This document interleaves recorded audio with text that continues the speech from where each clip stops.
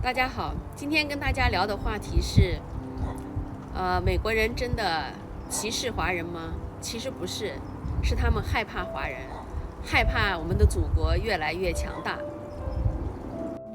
在现实生活中，一部分的老美瞧不起中国人，其实就和一部分的大城市的人看不起外地人一样，怕外地人再有钱、再有文化，都会被大城市里的人说成什么小市民、暴发户。其实这只代表部分人的观点。很多人在问我这个问题的时候，我经常会给他们举一个例子，比如说10年前我住在洛杉矶叫尔湾的一个城市，然后我去超市里买东西，很少有华人还非常少。是这几年呢，就是华人越来越多了，那我们去超市的时候就能看到30%都是华人了。而近几年移民来到美国的大部分华人都是在国内经济条件比较好，他们移民过来的。那呢，他们买的房子也比较的大，穿的也比较的好，吃的也比较好，就是车也开得很好。那呢，必然会引起在周边的这些老美的这个嫉妒。而如今中国已经综合国力位居世界前列的大国了，中国已经是世界第2大经济强国，而且中国的经济还在保持稳定持续的高速发展，无论是军事、科技都得到了极大的提高，国防力量也不断的增强，海纳百川的中国制造。而在美国的超市里，很多的小商品都是中国制造。中国已经成为世界工业大国、制造业大国。作为一个在海外生活的华人，我是为中国骄傲，也为自己是个中国人而感觉到骄傲。而在美国的华人，美国的纽约、旧金山、洛杉矶，华人城市，人的餐厅、物品应有尽有。中国强大了，必然会引起其他国家的害怕，引起其他国家的嫉妒。最近在洛杉矶的一个叫亚开迪亚的城市，开迪亚是富人区，它的学区也是在全美排名靠前的优质学区，在华人家长中的声誉特别高。这个城市中华人的比例超过了60%，华人家长对孩子的中文能力也越来越重视了。随着中国的高速发展，学中文在重视教育的其他族裔中也越来越流行了。不只是华人家长有不少其他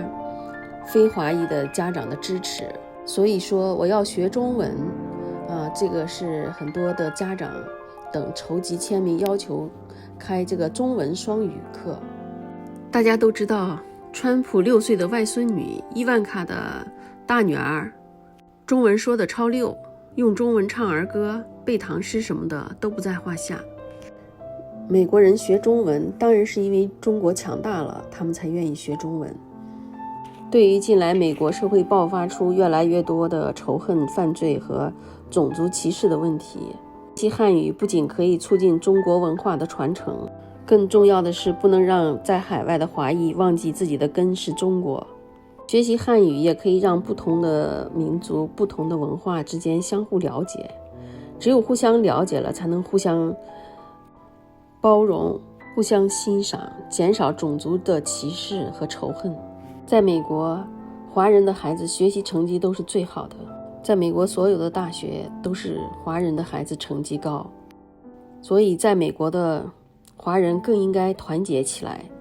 提高华人在美国的地位。华人在美国犯罪率最低，学历最高，平均收入基本上也是最高的，纳税也是最高的。凭什么华人就要享受不公平的待遇呢？就是因为中国人勤劳刻苦的闷头工作，不想生，就好欺负吗？所以海外的华人要团结起来，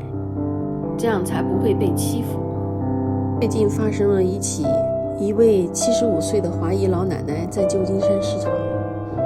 遭到一名30多岁白人男子的袭击，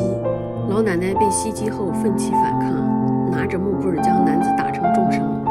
没想到这男子也很不经打，几下就被打翻在地。袭击老奶奶的这位男子随后被捕，还被打了住院，真的是大快人心。现在祖国越来越强大了，在美国的华裔腰杆子更硬了，已成为了美国的政治生活和经济生活的重要的不可缺少的一部分。这当然也会引起一些低素质的美国人的嫉妒。很多的朋友在我的前几期的评论区都会给我留言，有的人很善意说你回来吧，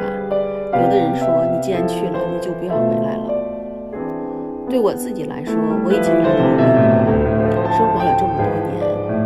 对我也纳税了很多年，我当然是会留下来在这边生活的。我退休以后，我也要享受他这边的福利。我们移民海外的华人，如果说美国好吧，有的人就说你崇洋媚外啊，卖国。如果说家乡好吧，那有的人就说那你去美国干什么？我们作为一个普通的老百姓，不管我们在哪里生活，只要勤勤奋奋的工作，过好自己的家庭，过好自己的小日子，我们只要遵纪守法，我们不给这个社会添乱，那不管到哪，我们都是一个好的公民。这年头吧，实话难说，好人难做。实话实说吧，很多人呢，他很想听我们在海外的华人说，美国完蛋了，美国废了，在美国的华人都活不下去了，恨不得看在美国的华人的笑话。人啊，都是哪好往哪走，但是走得再远，也不会忘记自己的国家，自己的家乡。出去的原因是为了让回家的时候能让家变得更好。人生在世，不过沧海一粟，